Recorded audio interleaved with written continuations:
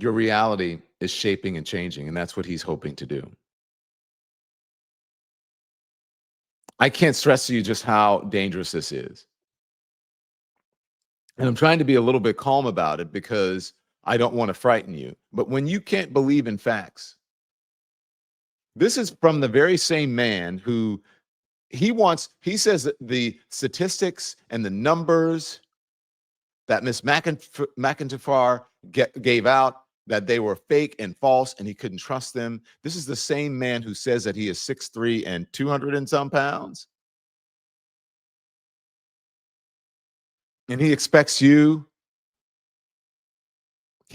us to believe in those numbers.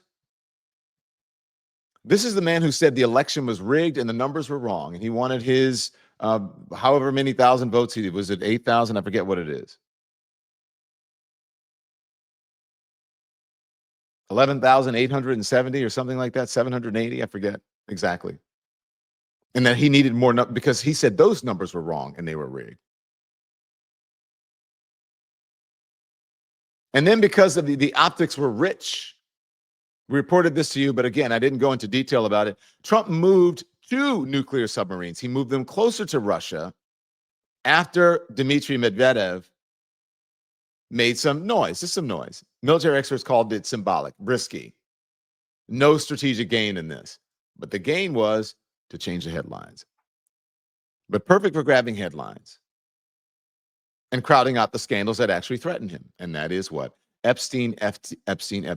Nuclear brinksmanship as a prop in the same reality TV playbook that he has been running for decades. And so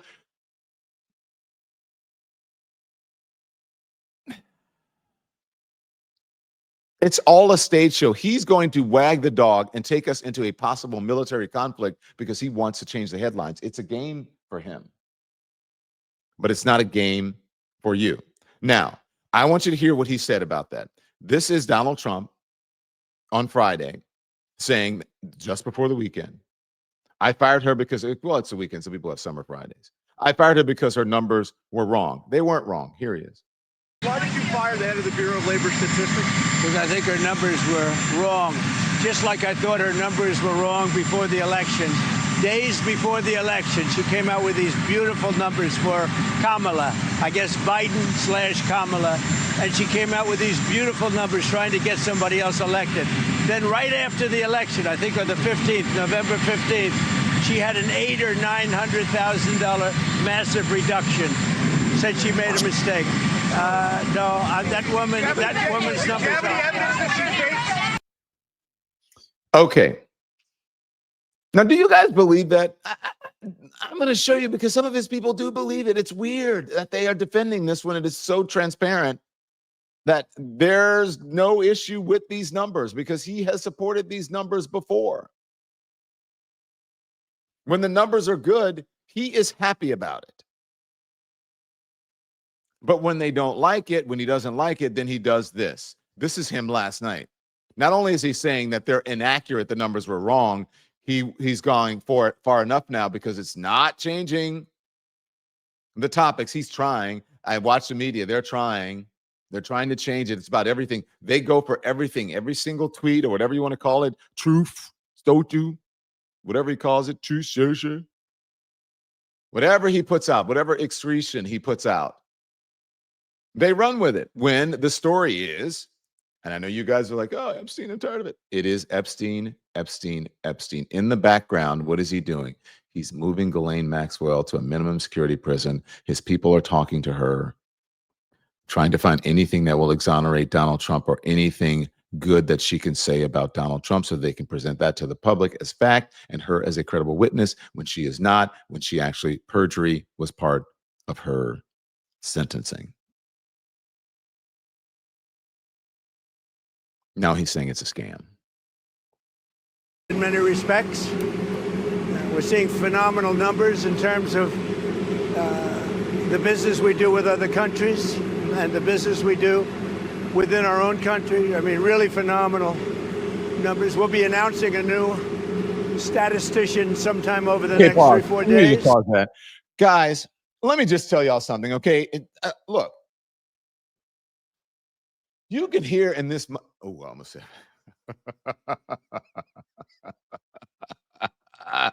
Wow, iced coffee. I only said the M word. You can hear it in this Mama Jammas, I'll put it that way, voice that he's lying. That he's making this shit up as he goes along. And he's like, let me feed them a line of bullshit because they will believe it. They're going to believe what I say. And I'm just going to put anything out there because these dumb Mama Jammas in front of me are going to take it like stenographers and they're just going to spew it out to the world and they're going to believe it. Epstein. And thank you, Tammy Brown. Trump protecting a pedo. Now, Andy, I want you to go back to the beginning. So now just listen to the tone of his voice and you can hear it. If you heard this person, if you didn't know this person at all, let's just say, I know, try to, I know, and I hear you folks hate to hear the sound of his voice. And I do too, because it's so annoying. Not directly into the mic. Yes, directly into the mic. Epstein for the people in the back. I know it's tough to hear his voice, but I want you to just listen to it. And then if someone was telling you this, or if your husband was telling you, baby, I love you. I didn't cheat on you. And you're like, I saw your phone. I have pictures of you. The detective got pictures of you in the hotel with her in the act. Baby, that's not real. You know, I didn't do that. Listen to his voice. Okay, from the beginning. Here it is. In many respects, we're seeing phenomenal numbers in terms of the business we do with other countries and the business we do within our own country. I mean, really phenomenal numbers. We'll be announcing a new statistician sometime over the next 3-4 days. We had no confidence. I mean, the numbers were ridiculous, what she announced, but that was just one negative number. All of the numbers seem to be great. And so we'll see how that comes out. And if you remember, just before the election, this woman came out with these phenomenal numbers on Biden's economy. Phenomenal numbers. And then right after the election, they announced that those numbers were wrong. And that's what they did the other day. So it's a scam, in my opinion. My opinion is it's just additional scam.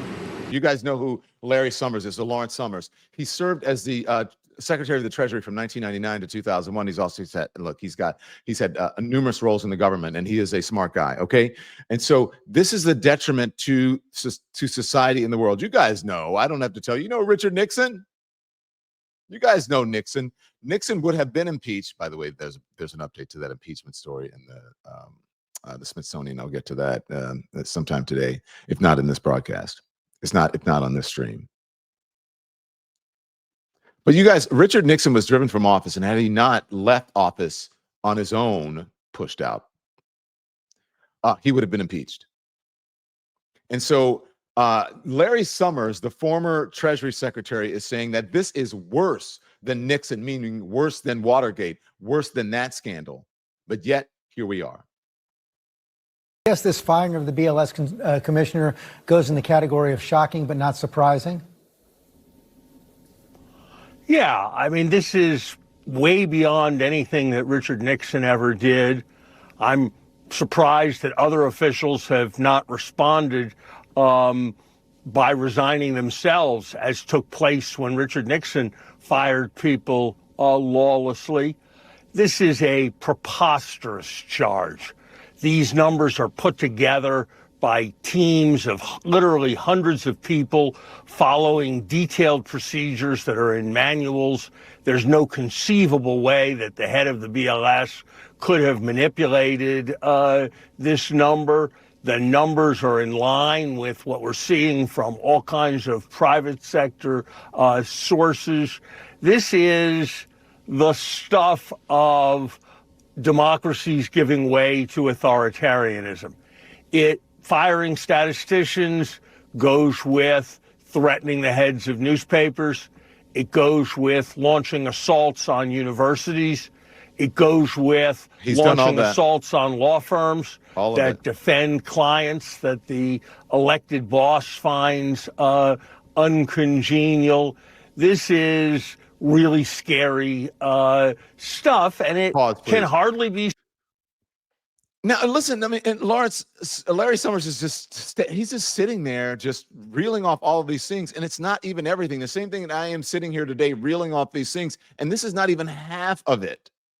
Like, I didn't even talk about the things that happened before Thursday or Friday. I mean, we had the Ghislaine Maxwell thing that was moved later in the week, last week, later in the second half of the week. Then we had him firing the Miss McIntyre, the head of the BLS. That was but we didn't talk about the Beyonce, Oprah. Who else has he gone after? I don't know. He's gone after Tyler Perry. I had no idea. I'm just saying. I'm just naming some names. Everybody seems to be a lot of black folks he's going after, and then he's going after every Democrat, Brennan, and then I didn't even get to the Obama. I didn't even get to all of that distraction. Like all of that mess. And I didn't even get to some of the things that he's done, even some of the things that he's done. I told you some of the agencies that he laid off because through Doge, that he cut, decimated, but it's not even all of it. And it's just been 6 months. And so when someone says the most influential president, I would say choose your words wisely. Choose your words wisely. Choose what you put out there wisely. It's not influential. It could be detrimental, destructive.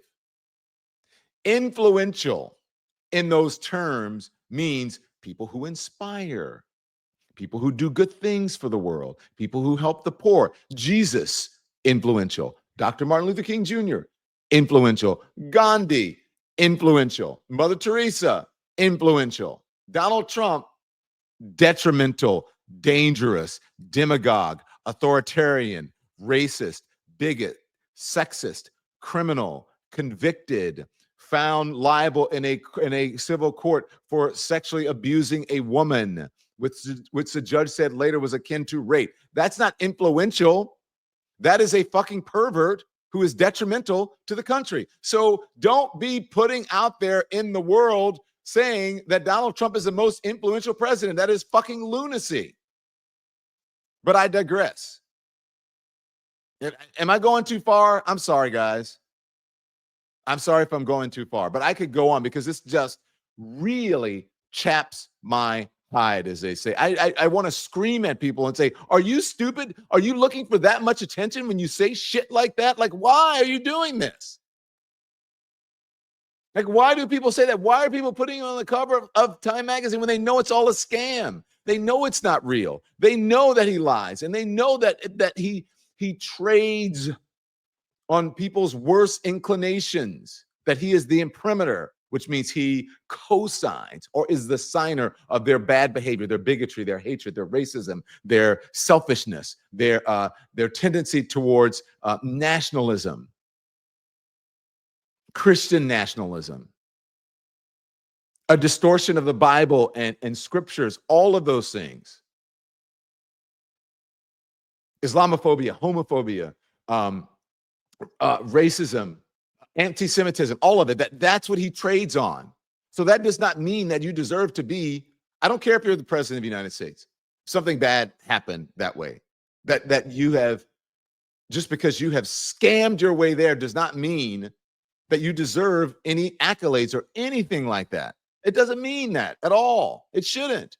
Because let's just keep in mind of all, let's just go, if you want to talk about Christianity, sorry, I'm going off on a tangent here, but let me just say, you want to talk about Christianity and this country is a Christian nation, just remember the headwinds and all of the people who hated Jesus.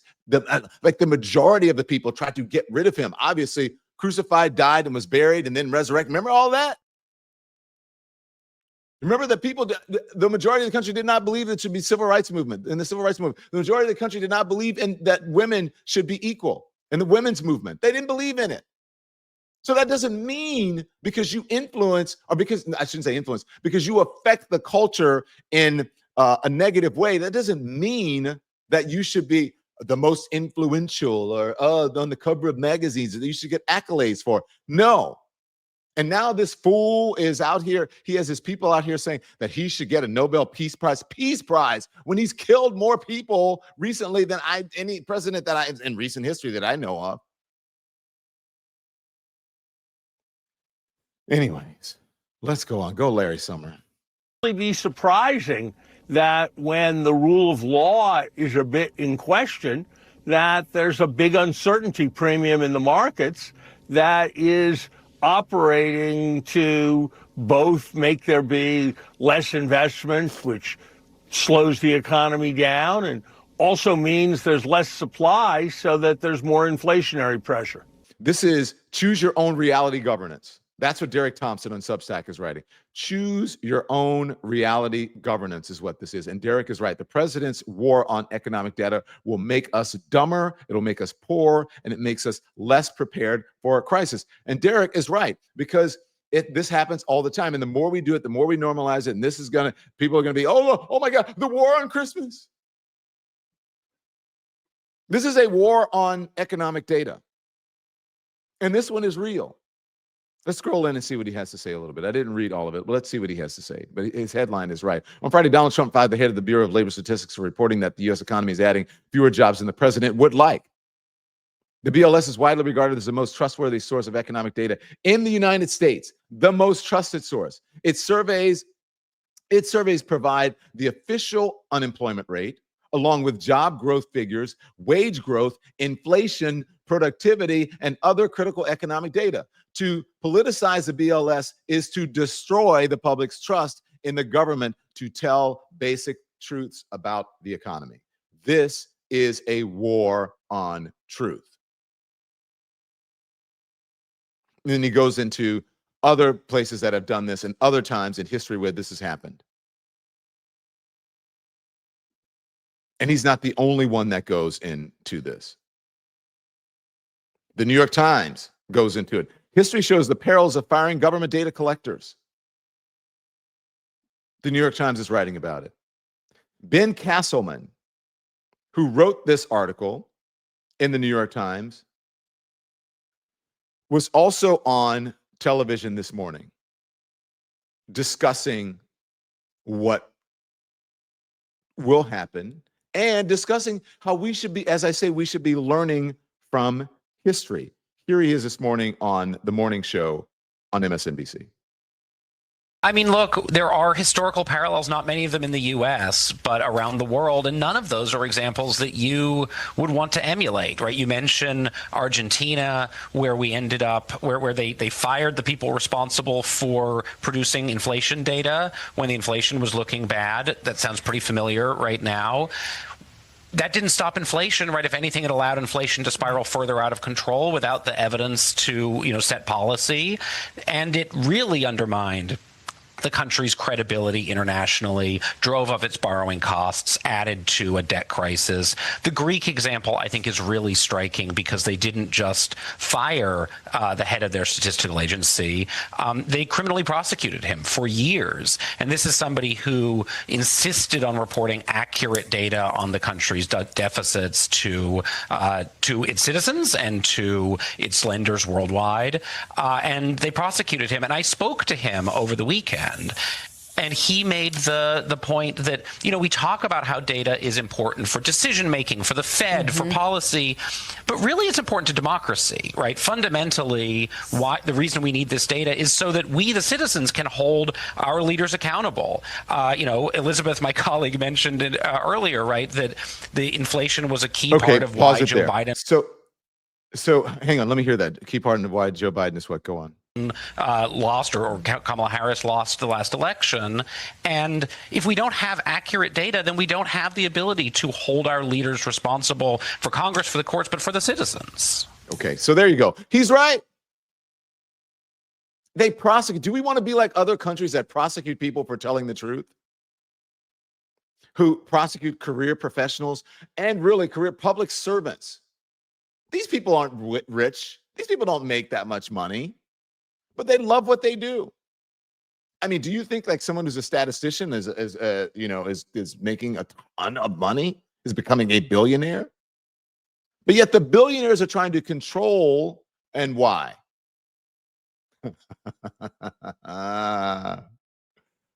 Why are they trying to control? Because they want more money, because they're greedy, because they want more. And they want to be able to control the information that is out there. The Wall Street Journal I've been telling you there's a bipartisan effort, but there's also, don't sleep on the Wall Street Journal. You know, the Wall Street Journal, Donald Trump is suing them. The Wall Street Journal is holding steady. There were these reports that they wanted to settle. We don't even know if that's true or not. We shall see what is happening. But you know, the Wall Street Journal is owned by Rupert Murdoch. It is on the conservative side. The Wall Street Journal calls it the Bureau of Labor Denial. It isn't easy being an economic advisor to President Trump. Now, this editorial, this is from the board of the Wall Street Journal. Keep going down, please. I'm going to read some of it.